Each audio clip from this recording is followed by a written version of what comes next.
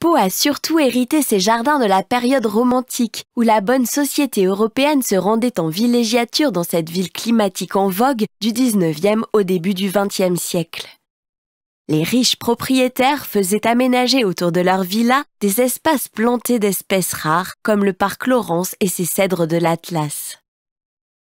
Bonjour, moi c'est Dani, bienvenue dans notre émission Rhapsody Sud-Ouest. Comme vous l'aurez compris, aujourd'hui nous sommes au parc Lavrance et nous sommes là pour notre partage quotidien qui est la lecture de notre dévotionnel préféré, la Rhapsody de réalité. N'oubliez pas de vous abonner, de partager et de liker. Merci.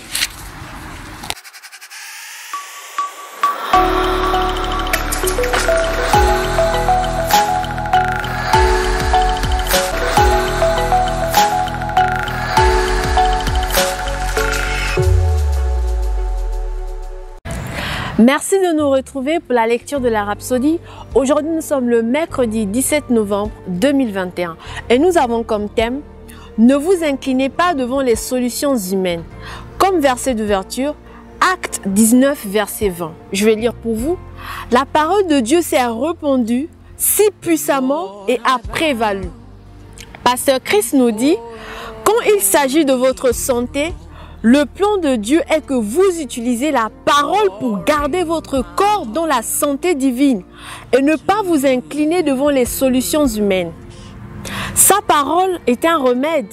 La Bible dit qu'elle produit la santé dans votre corps physique. Nous allons lire Proverbe 4, versets 20 à 22. « Mon fils, sois attentif à mes paroles, car c'est la vie pour ceux qui les trouvent. C'est la santé pour tout leur corps. » Le mot santé est de l'hébreu marpé et qui signifie remède. Cela veut dire que vous pouvez appliquer la parole comme vous le feriez pour un médicament. Mais la différence est que la parole de Dieu est bien plus efficace. Elle ne choue pas. Peut-être avez-vous soudainement découvert une excroissance dans votre corps qui semble s'agrandir et elle est diagnostiquée comme n'étant pas bénigne. Ne vous affolez pas. Tout d'abord, reconnaissez que vous n'êtes pas une personne ordinaire. Vous êtes né de nouveau. Vous avez la vie de Dieu en vous. Reconnaissez et affirmez cela consciemment et de temps en temps. Vous pouvez l'affirmer et le reconnaître personnellement que vous êtes né de nouveau. Et tout ce qui est né de nouveau ou tout ce qui est né de Dieu triomphe toujours. Donc, il est important de le proclamer et de le déclarer. Nous allons continuer la lecture. Donc, reconnaissez et affirmez cela consciemment et de temps en temps.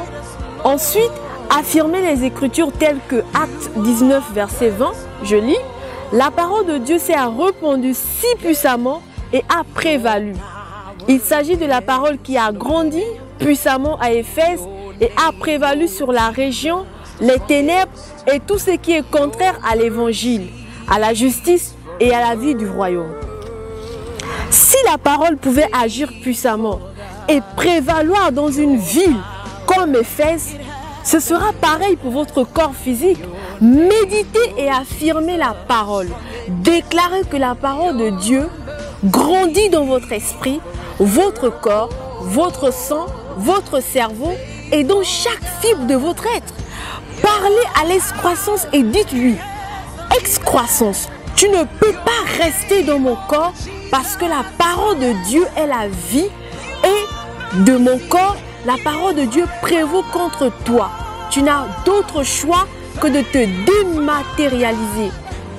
C'est ainsi que vous utilisez la parole contre la maladie et les maux. Vous devez apprendre à toujours utiliser la parole.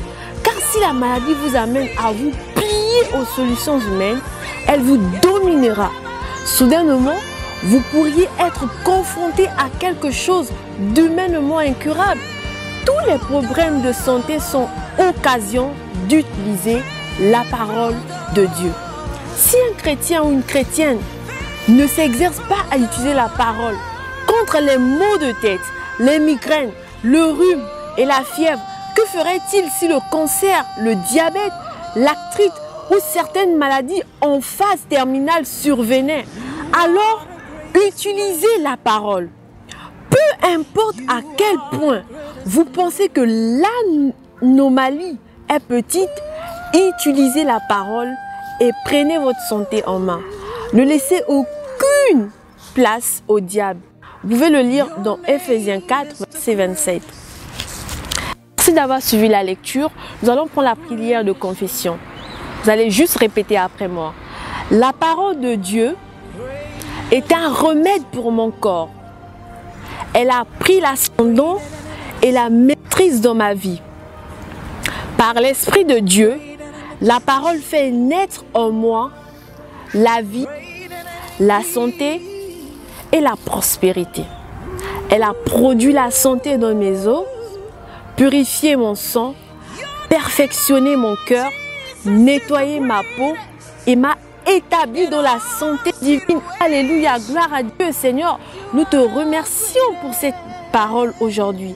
Pour tout ce qui me regarde, vous allez prier avec moi pour avoir digéré cette parole qui a encore été donnée.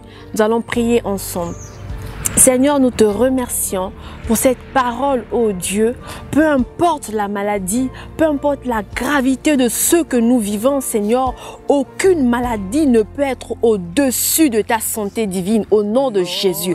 Nous allons maintenant déclarer cela dans ta vie, que le Saint-Esprit vit en toi et tu as la parole divine en toi. Tu as le messager qui vit en toi. Aucune maladie ne peut t'abattre au nom de Jésus. Quand je déclare que to sente kelebo chatalaba mandeke, lo babaka sondelebo chatalabako seke, librotoko santa, makatalabako sondelebo chete kelebo, librotalamaka zondeleba chatalabako sonteke. J'ai la vie éternelle en moi, aucune cellule en moi n'est malade, mais tout est régénéré, revigoré dans le nom de Jésus. Oh sentelebo chatalaba, ribrotalabaka ndelebo sontekelebo chatake.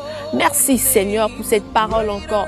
Seigneur, nous te remercions et merci de nous avoir regardés. Et je vous exhorte à continuer à nous suivre sur notre page Bordeaux Love World. Que Dieu vous bénisse. Passez une excellente et bonne journée. N'oubliez pas de liker, de partager et de vous abonner pour ceux-là qui nous regardent pour la première fois.